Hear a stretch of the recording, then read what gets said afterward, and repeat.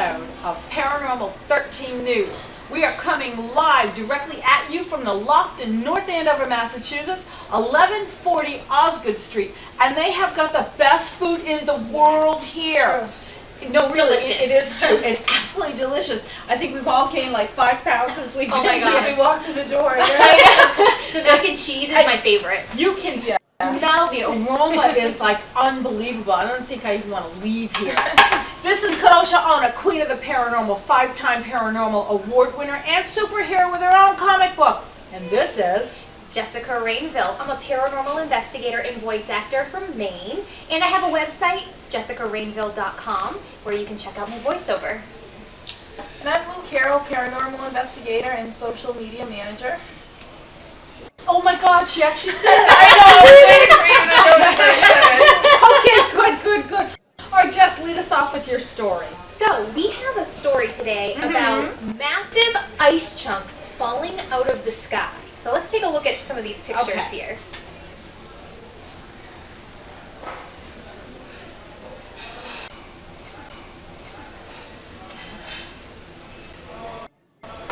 Whoa, big ice rock. Yes, it is. So, of course, the first theory is that it's waste from a plane falling from the sky. Okay. Yeah, First I theory. I would buy that, sure.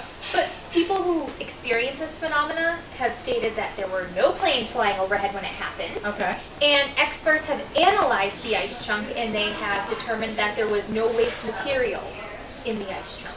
Okay, so where do you think it came from? There are a couple different theories on that. So the first one is that it just comes from, water condensing in the stratosphere, and then it falls down. There are other theories that it's UFOs and whatnot. So, I mean, my personal opinion is that I think it's from the stratosphere. Yeah, I think that's the most believable. That's the most plausible, to tell you the truth. I mean, if it's been tested and it's not a waste product, I don't think it's coming from a UFO. I don't think so. We don't even know if they go to the bathroom. We have no idea. We don't even know if they exist. I mean, we think they do. We like to think they do, but the rest of it is just all pie in the sky. Now, they can be up to 9 pounds.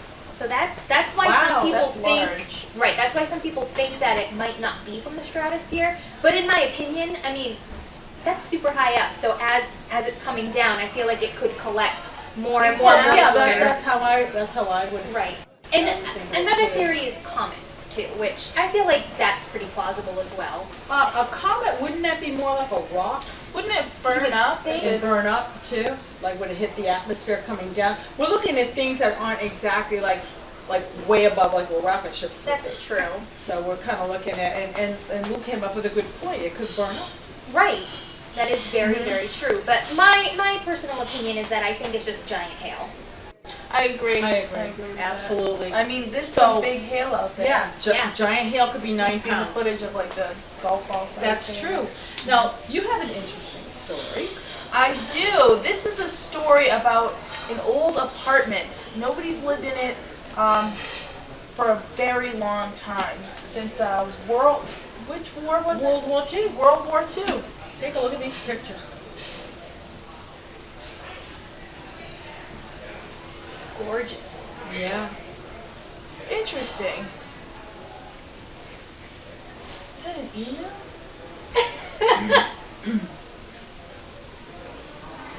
Okay. We see wallpaper coming off the wall. What was the one thing you didn't see in that place? Dust. Oh, there you go.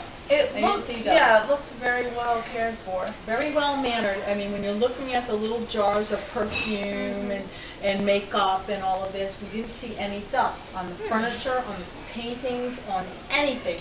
And it's for the doors, like nothing being opened or lived in or anything since that war, World War II. I mean, that's a very long time, and for it to look that, bright and lively on the inside, that's strange. I think it's strange. If they're saying it's real. Do you think they might have cleaned it up a little bit before they took the pictures? It does look very clean in there. Yeah. Well, it looks like if they did a little cleaning up, they cleaned up a lot.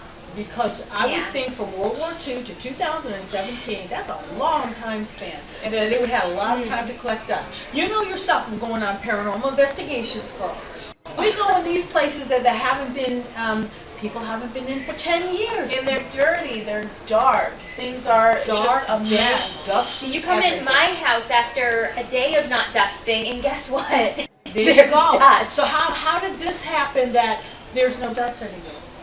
I don't know. It's strange. It's I an think maybe interesting somebody story. went in there Yeah, and cleaned it up for the picture. and here's the other thing that, like, I read the article on this one, Uh-huh. and why was this woman paying rent on this place that she hadn't been in for so long?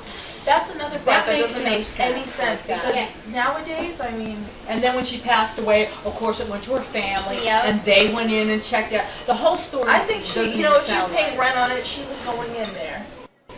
That's what I Clean think. it up. Yeah. Yeah, she had Exactly. to have. I mean, maybe her family just didn't know. That could be it. I That mean, could if she's absolutely private, be it. Yeah, exactly. I find that the most believable scenario. You know, Why would you pay rent somewhere you wouldn't use? But It you doesn't make any normally sense. wouldn't. You And no, especially, you normally like, let's say, wouldn't. you know, she's getting older, she's retired, that's very Uh-huh. limited money. I agree. I agree too. I agree. Well, I have something that a lot of people don't agree on, and that's called a Ouija board and how Oh, to no. use it. Yes. Oh, no. Here it is. She's hiding. No. I have a brand new Ouija board right here.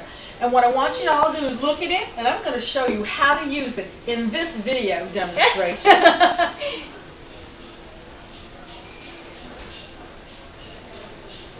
Explain how to use Ouija board properly. What is Ouija board? The Ouija board is basically just a flat surface with all the letters of the alphabet, the numbers 110, yes, no, and goodbye written on it.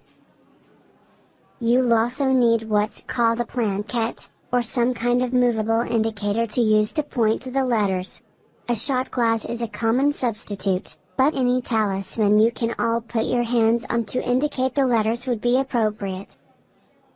You need more than one person to operate the Ouija board. It's best to have a relatively small group of people with a legitimate interest in communicating with the spirit world. Designate one person and one person only to be the medium. This person will ask the questions aloud and be the one who is specifically communicating with the ghost, though both, or all, of you will have your hands on the planquette. It might also be helpful to have at least one other person present to record the communications.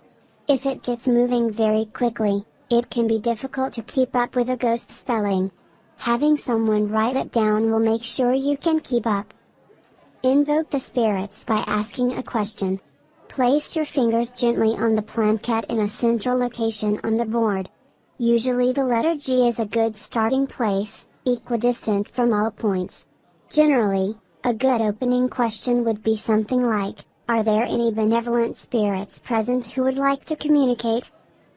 Some Ouija board users like to close their eyes, both as a way of focusing their energy on communicating and sensing the spirits present, as well as to ensure that none of the participants are cheating the board by moving it and spelling out the answers that another party wants to hear. In general, cheating the board by moving the planquette on purpose is a big taboo and extremely disrespectful to both the other users and the spirits who may or may not be present. Treat spirit like a normal conversation. Ask follow-up questions that you're legitimately curious about.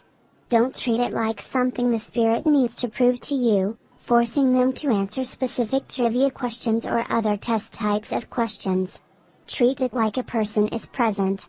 Be polite and be courteous. End the conversation when it becomes appropriate. You can move the planquette yourself over to the goodbye section of the board to signal that you've chosen to end the conversation, but it's also best to say a few words aloud. Thank you for taking time to speak with us. Goodbye for now. Now, thoughts on the Ouija board, girls. What are your actual thoughts about using a Ouija board and conjuring? I've never done it. I've used never a done it. Ouija board before.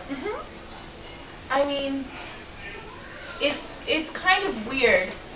I think it's obvious when you're using it, you can tell if somebody is faking, because you can feel it moving, but to watch, I mean, I don't know. I mean, yes, sometimes I've known Ouija boards to move. I mean, I think that they do work. So it's basic spirit communication. Yeah, exactly. I'm just okay. not sure Yeah. that everybody who says they got the answer on the Ouija board is telling the truth. I think it's a very lied about board. I think so too, but I also think that you can open up something that you don't want to open up. I completely agree with that. 100%. And that's why. Like a bill? Like from the post office? Like a Yes, electric exactly. bill? Just like a bad electric bill. I mean, What do you mean? Open up But what? yeah. Open up like a portal or get involved in something that you don't want to be involved in. Because I know my mother has told me about some experiences that she had as a child and how horrific it was. And I'm afraid of that. And would you equate the Ouija board with that magic 8-ball that you shake that you get from the toy store? I mean, I feel like in this sense of a Ouija board, it is a toy, but you can also, I mean, there's other ways to use a Ouija board. You can make your own.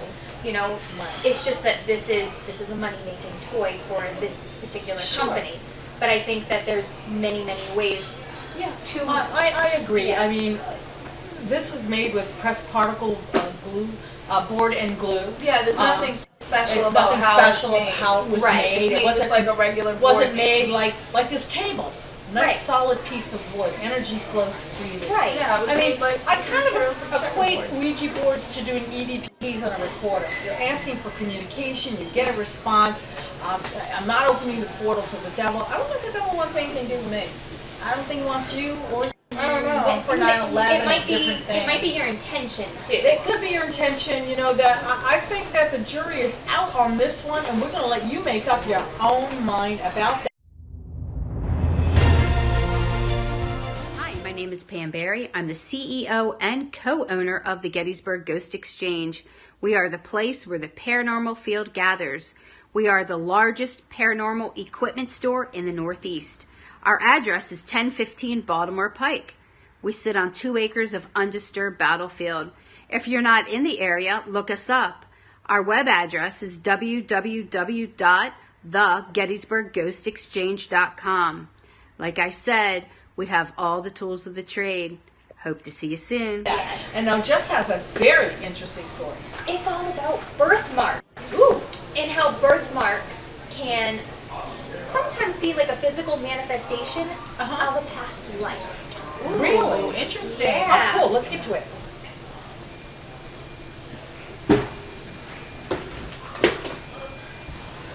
Ooh. Wow. Ooh, That that's looks like a weird heart. one, huh? Isn't it? Yeah, that's creepy. What's that? That's that werewolf stuff you guys were talking about. Yeah. Alright, so there's a little boy in India. His name is Maharam. And he claims that he was shot in the chest in a previous life. Okay. And he actually has a birthmark on his chest that resembles a close-range gunshot wound, like the shell. Wow, that's interesting. Right, and they actually did some research on it, and there was a man many years ago with the same exact name who died from a close-range gunshot wound. Wow, isn't that something? Yeah, like That's really I've heard interesting. a few different things about and that. I do absolutely believe in past lives. And I think that this is very plausible that this has happened. And the name being the same, I think just kind of adds to it, but I don't think that necessarily is the biggest, is the biggest indicator for me. I think it's the fact that this little boy from India knew that he'd been shot close range as a child. And it's the kids that they seem to remember past lives the most when they're younger children. And then when they start growing up, they seem to forget.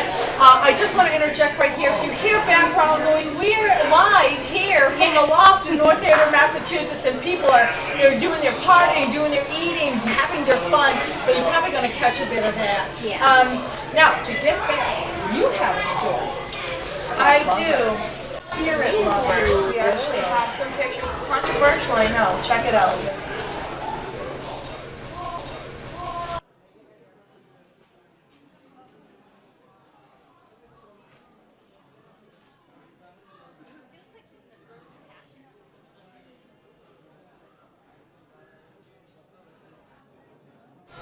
All right. What do you think of that? Do you believe in incubus and succubus? Incubus meaning the guy, succubus meaning the girl, that are ghosts that seem to like jump on you and have sex with you. I mean, let's face it, you can phrase it any other way, but that's truly what those terms are. Do you believe in it? I don't. You don't believe in it? I don't believe in it. I don't believe in spirits and having intercourse. I don't. I don't believe in that. I just think that's phony. I think maybe if you haven't been laid in a long time, Yeah, maybe exactly. You're gonna have a dream. That doesn't mean that a ghost is, having sex with you. You're just having one of those dreams. And I don't know if it's unfortunate or fortunately that paranormal investigators, they get this topic a lot from their clients. This is happening, that's happening to me, touching me inappropriately. I often wonder when you're calling your information, did you find out if the person had a long-time partner or husband or wife that passed away or a lover that moved away and they're just lonely, so in their dreams they're thinking about what they've missed, that warm feeling, companionship. I actually have a story about that. Go ahead, tell us your story. Okay. So, my husband went away for 4 months because he works for the government and they sent him away for training. And we've never been apart for that long ever. And I remember the first 2 weeks of him being gone, it was really difficult. And I was laying down on the couch, I was watching Game of Thrones, and I kind of fell asleep. And all of a sudden, it felt like I had the warmest, most comforting hug I'd ever had. And I was half asleep, and I thought to myself, I just miss my husband so much that it just felt comforting to feel like I had a hug. And to me, I was half asleep, and it was just my mind comforting me because I'd been away from him for 2 weeks already, and we've never been away that long. And that's what I was saying, that people that miss that human warmth, companionship will bring back those sensations. And I'm sure there is some truth to the incubus, succubus, and all of that. But I think that's extremely rare, like the same thing with devil's demon. So, that is a plausible explanation. It did happen to you, and you felt that hug and that warmth, and made you feel good. Right, but I don't think it was an incubus or a succubus or a spirit. No, I understand that totally. I got something for you. What do you do when you see a ghost? What would be 8 things that you would do? Run. Yeah, you would run. No. I would run. I actually have a list. I'm going to put it up so you can all see it, but in the meantime, I'm going to read it off. 1, don't freak out. Just don't freak out. Number 2, try to communicate. Number 3, take pictures of it. Number 4, record some audio. Just like with the Bigfoot stuff. No one's got a picture, UFO, no one has an alien photograph. Take your camera with you, get audio and footage. I mean, you always have your cell phone. I don't know anybody who doesn't have their cell phone with them every minute of the day. Yeah, that's call other people in to look at it. Yeah, exactly. It says, wait it out until the ghost leaves. Oh, okay. I'm running the hell out of it. Yeah, that's why I think that if you have somebody with you, you're more likely to stick around and to get, your footage, your... And they say document it. Yeah. Well, that's smart, huh? Yeah. And then return to the same location to see if it happens again at the same time. And that was the great thing. So those are 8 facts we pulled from the internet on what to do when you see a ghost. We are concluding our show for Paranormal 13 News. I'm so glad you tuned in. I am the KO, Kadrolsha on a Clear the Paranormal. This is Jessica Rainville and Lulu Carole. And thank you so much again. The Loft in North Andover, Massachusetts, 1140 Osgood Street in North Andover. You gotta come on down here and get the food, the drinks, and everything. Get the whole experience. See you next week. Bye-bye. Bye.